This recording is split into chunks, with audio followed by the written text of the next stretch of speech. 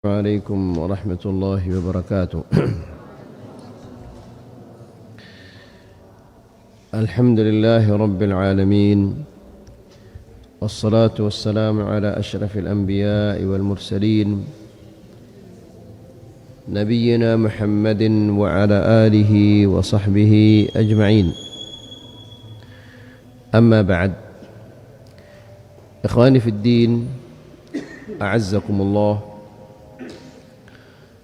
Di antara zikir yang disyariatkan oleh Rasulullah sallallahu alaihi wasallam untuk kita baca di pagi hari atau di petang hari adalah,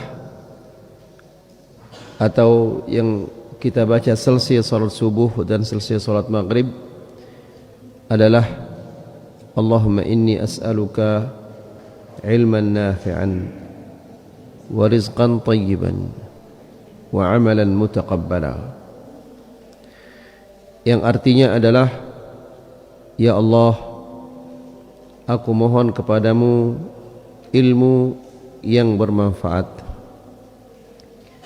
dan rezeki yang baik dan amalan yang diterima.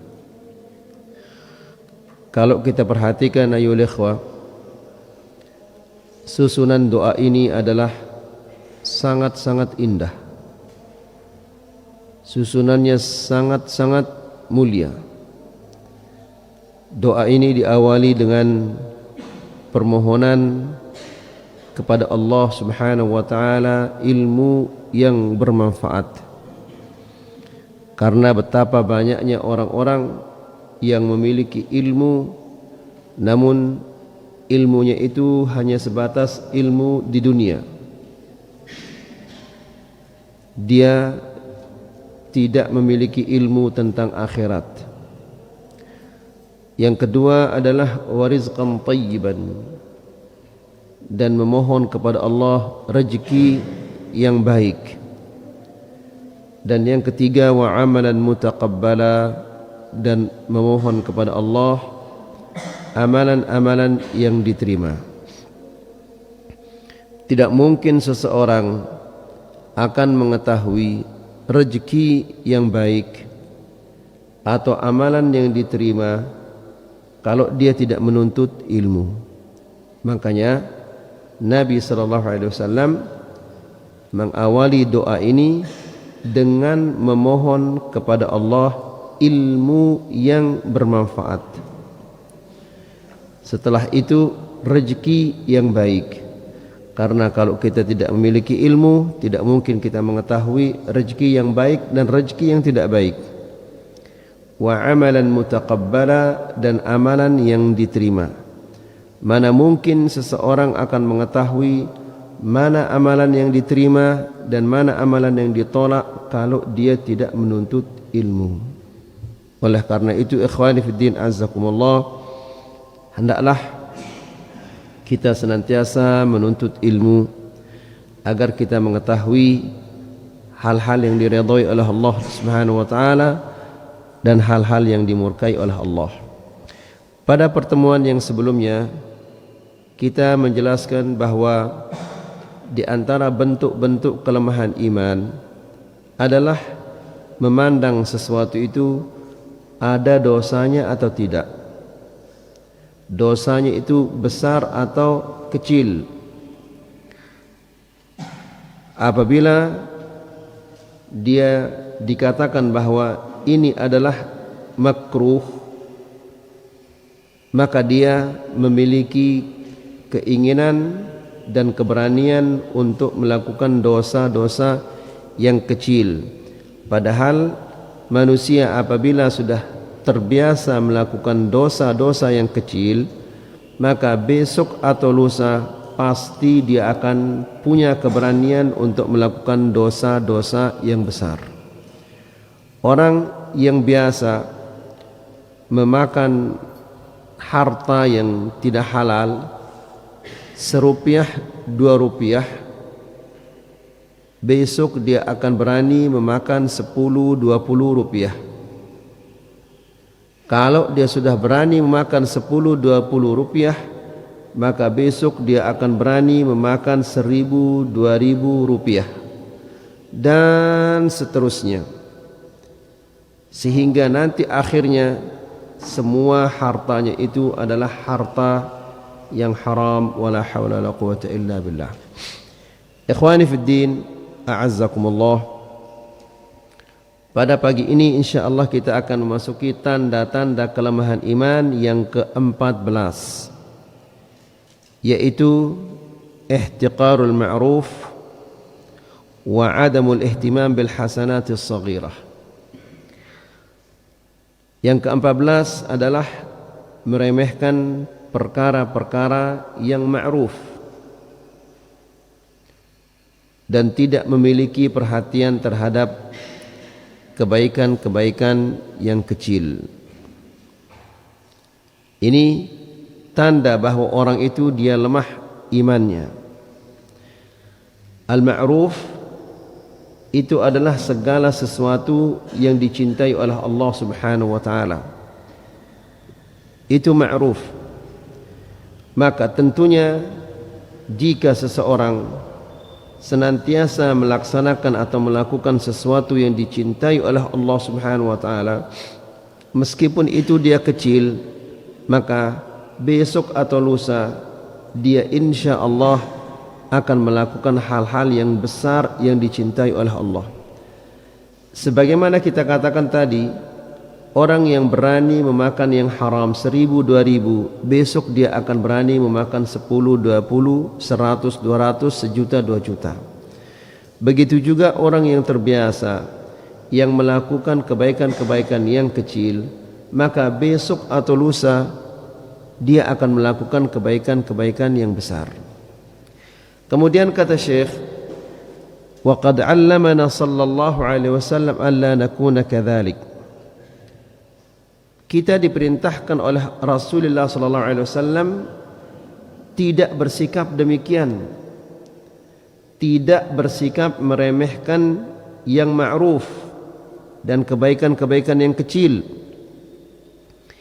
Karena diriwayatkan oleh Al-Imam Ahmad dari Abi Jari Al-Hujaimi, dia mengatakan, ataitu Rasulullah sallallahu alaihi wasallam, aku mendatangi Rasulullah.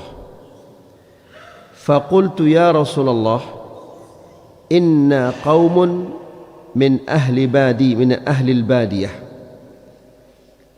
Kita ini adalah suatu kaum yang tinggal di badiyah. Badiyah itu tinggal di padang pasir. Ya. Fa'allimna syai'an yanfa'una Allah tabaraka wa ta'ala bihi. Maka tolong ajarkan kami sesuatu yang berguna di sisi Allah Subhanahu wa ta'ala.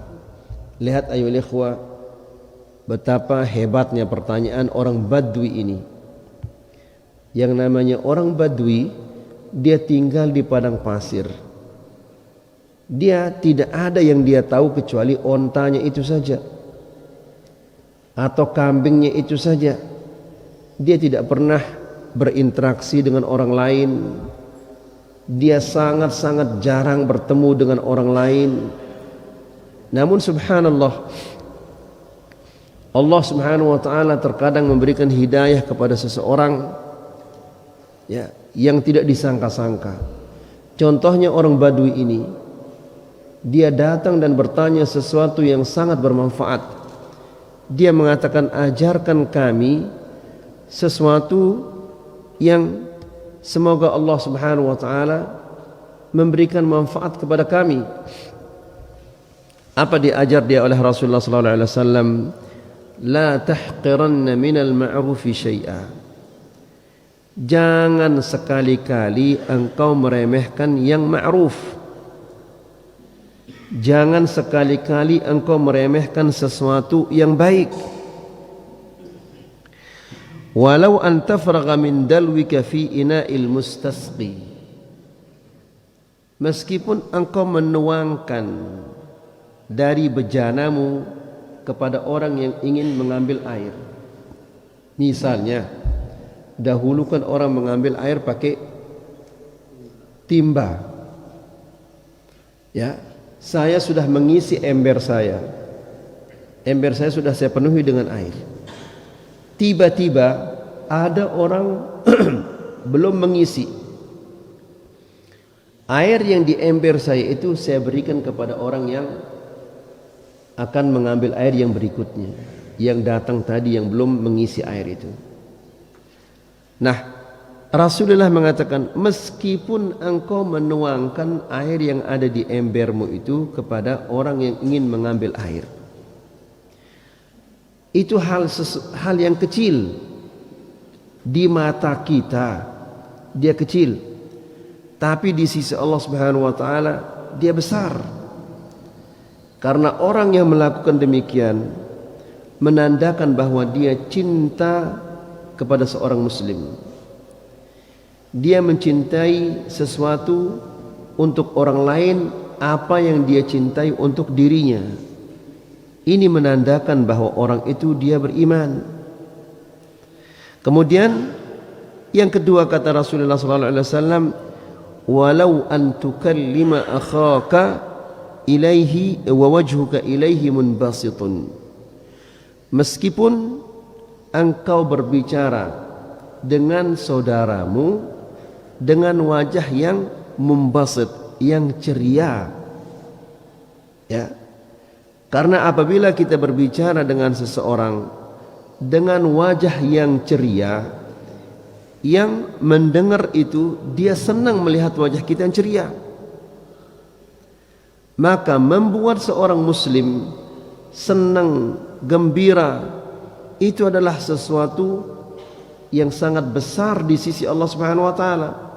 Sebaliknya, kalau kita membuat orang itu susah, membuat orang itu marah, ini adalah sesuatu yang dibenci oleh Allah Subhanahu wa taala. Maka membuat orang itu senang meskipun dengan wajah yang ceria, itu adalah sesuatu yang disukai oleh Allah. Dan sudah pasti sesuatu yang disukai oleh Allah Subhanahu wa taala itu pasti Allah Subhanahu wa taala akan memberikan pahala yang sangat besar. Ya. Penjelasan Syekh, falau jaa rajulun yuridu an yastasqiya min bi'rin. Jika ada seseorang yang datang ingin mengambil air dari sumur, wa qad rafa'ta dalwika, dan engkau telah mengangkat air dari sumur itu untuk mengisi embermu, fa afraghta lahu, lalu engkau dahulukan dia, ya, fa hadzal 'amal wa in kana zahiruhu saghiran la yanbaghi ihtiqaruh. Perbuatan ini meskipun dia sangat sederhana di mata kita dan sangat kecil, tidak sepantasnya untuk kita remehkan. Kenapa? Bisa jadi dia akan menjadi sangat besar dengan niat yang tulus yang ada di dalam hati kita.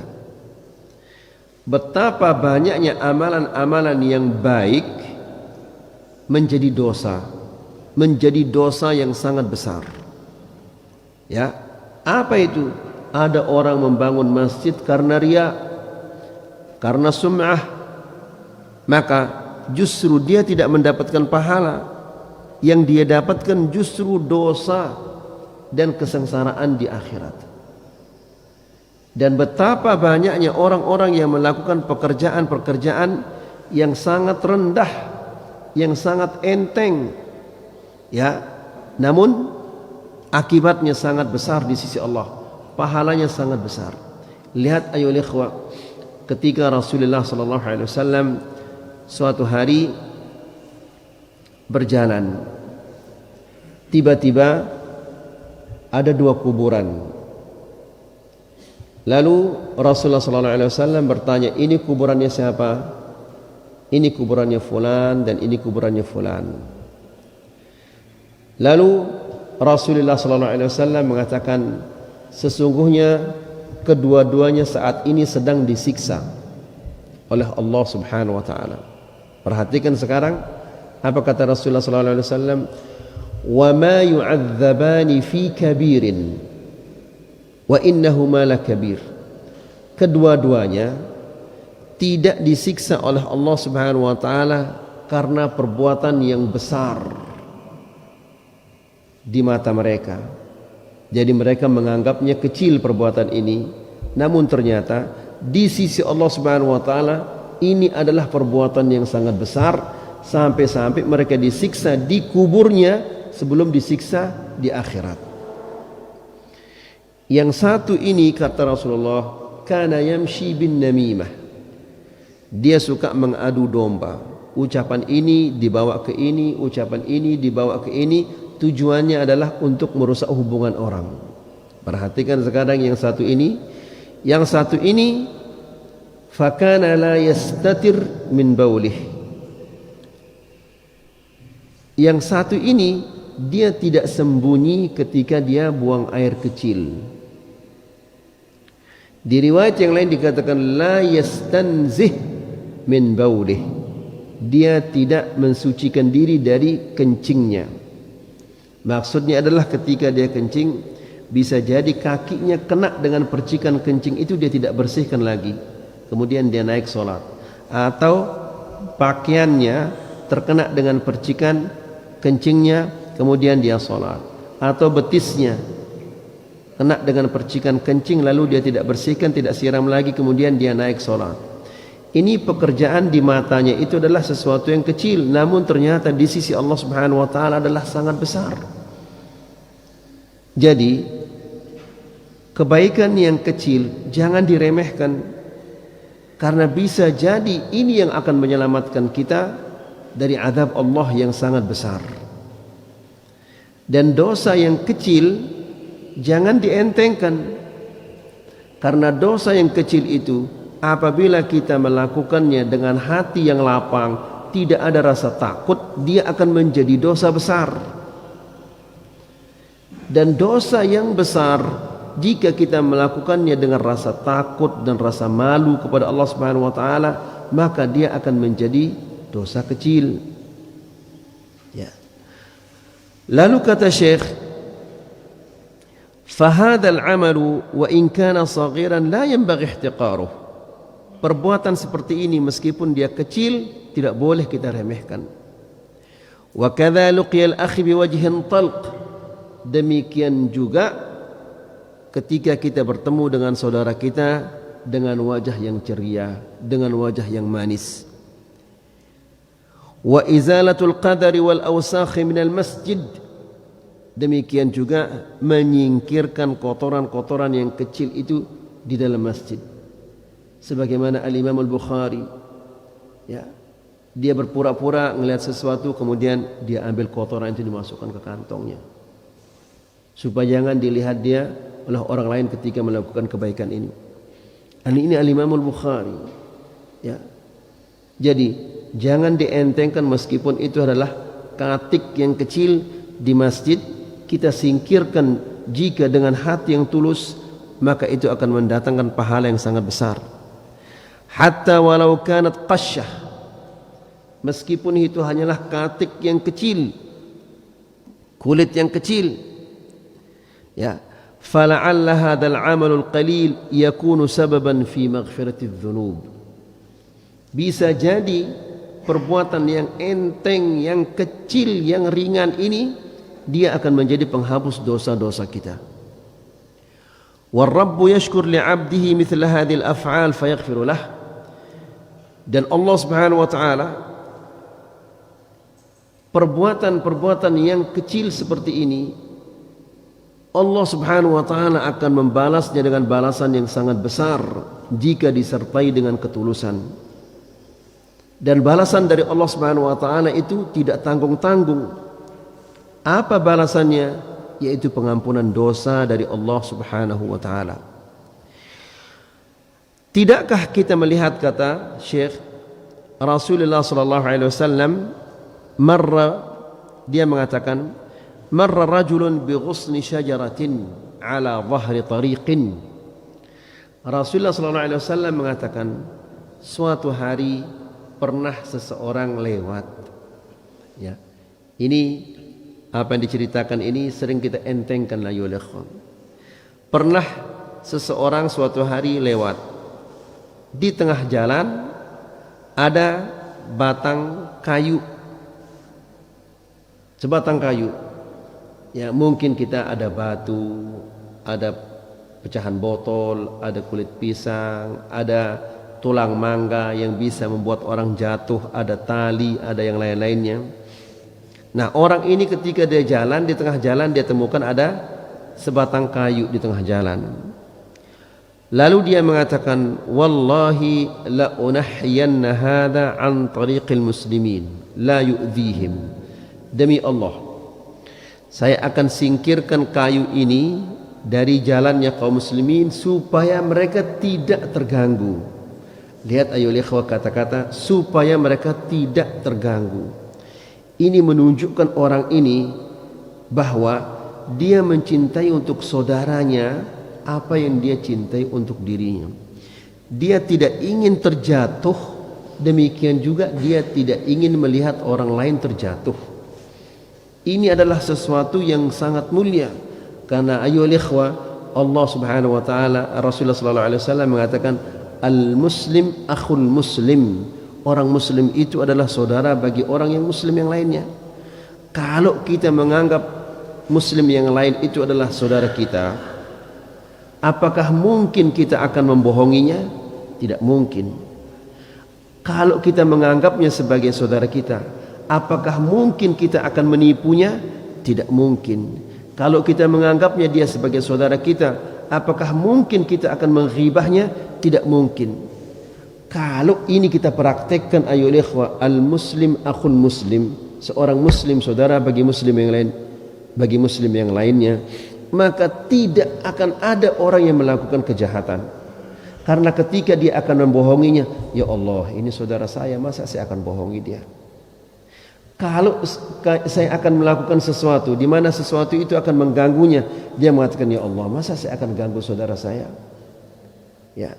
Kalau saya akan hidupkan motor, knalpotnya besar suaranya, dia mengatakan, ya Allah, terganggu dia saudara saya muslim. Jadi kalau ini kita praktekkan ayyuhal ikhwah, maka insya Allah tidak akan ada kejahatan di muka bumi ini. Ya, karena apabila dia melakukan sesuatu yang jelek terhadap orang lain, kejelekan itu akan menimpanya dia sendiri. Nah, kemudian Nabi sallallahu alaihi wasallam mengatakan, fa udkhilal jannah. Lalu Allah Subhanahu wa taala memasukkannya ke dalam surga, hanya sekedar menyingkirkan batang dari tengah jalan. Ikhwani fiddin, a'azzakumullah, pernah suatu hari kita pergi ke Sembalun bersama seorang syekh, saya dan Ustaz Abdullah dan satu lagi. Sepanjang jalan syekh ini menyuruh kita minggir dulu. Ya, untuk apa? Untuk menyingkirkan batu di tengah jalan itu. Dia turun dari mobil itu kemudian disingkirkan batu-batu ini. Ya. Ketika kita tanya, kenapa antum melakukan demikian Syekh? Saya takut nanti ada orang muslim yang jatuh, yang naik motor atau berjalan kaki, gara-gara batu ini dia terjatuh. Di sini Nabi SAW mengatakan, gara-gara dia menyingkirkan batang kayu, dia mengatakan, jangan sampai ada seorang muslim terganggu dengan kayu ini, lalu dia singkirkan, dibalas oleh Allah Subhanahu wa taala dengan balasan yang sangat besar. Apa itu? Fa udkhilal jannah, dimasukkanlah dia oleh Allah Subhanahu wa taala ke dalam surga. Lihat ayyuhal ikhwah, ya, mana orang yang mempraktekkan hadis ini di zaman kita sekarang? Ya, mereka membuang kulit pisang sembarangan. Mereka membunyikan knalpotnya yang begitu besar yang membuat orang terkejut di sembarangan, secara gak karu-karuan.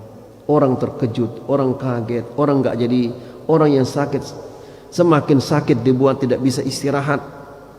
Nas'alullah salaman afiyah.